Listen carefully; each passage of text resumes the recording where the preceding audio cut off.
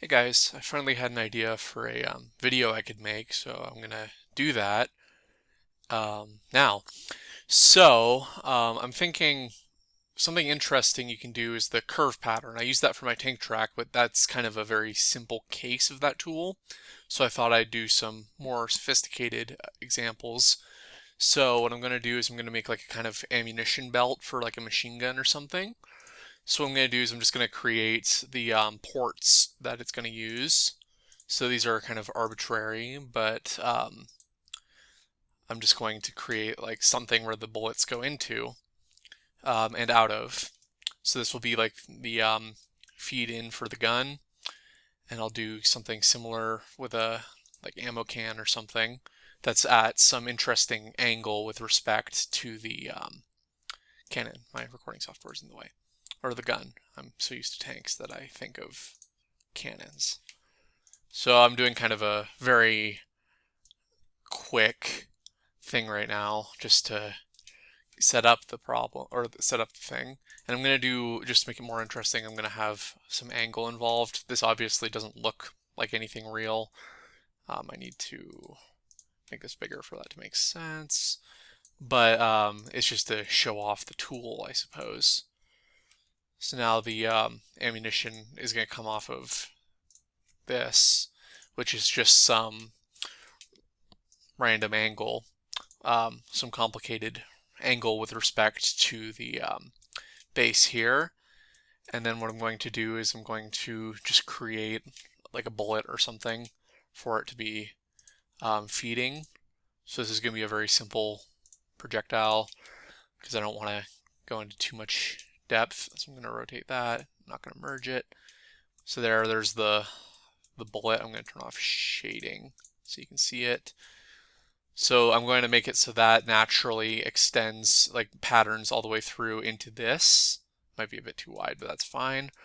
So it's not too bad of a process. So what I'm going to do is I'm going to need to create essentially a surface that gets me from this point to this point.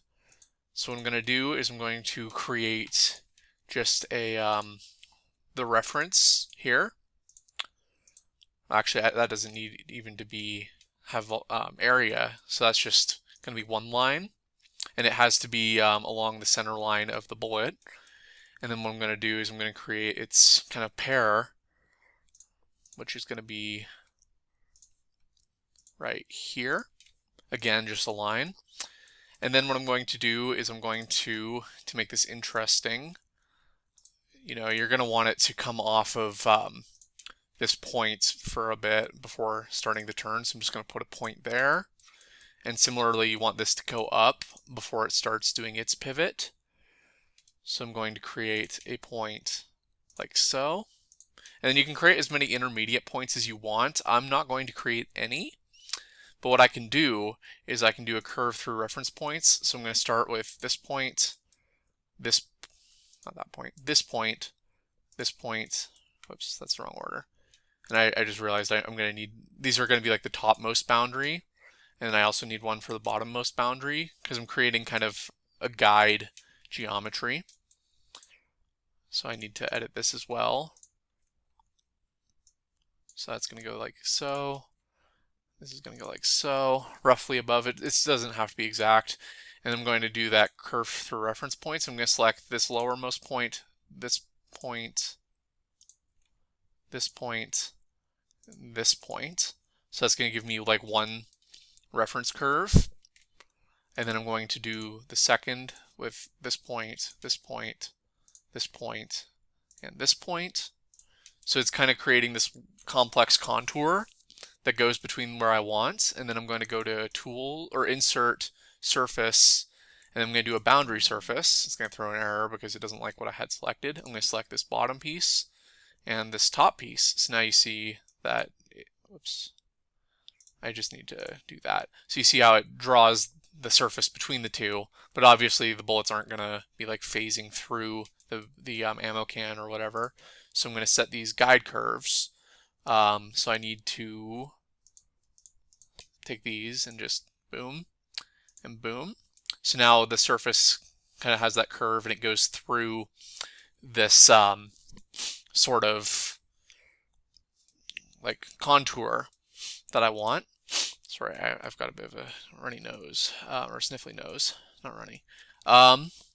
So like so, and now I'm going to need a curve on this curve that I want the bullets to follow.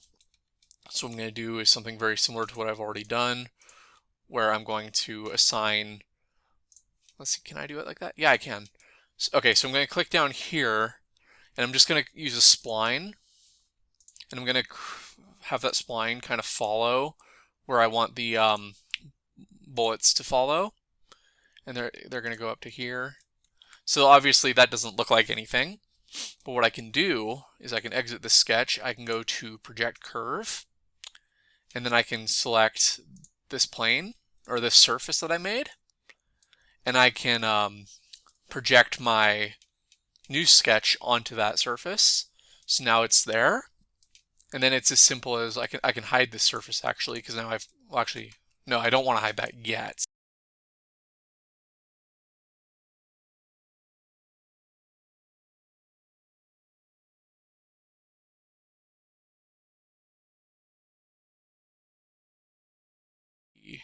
The center point, make midpoint. So that's going to need to be the midpoint. I'm just going to play with this a little bit more, like so. So now that goes like that. And then I'm going to go to curve-driven pattern. That's the direction. This is the body I want. Line to seed. There we go. So you can see that it's taking the bullet and it's patterning it, but it's got some issues. So what I'm going to do is select this as the face normal, and there we go.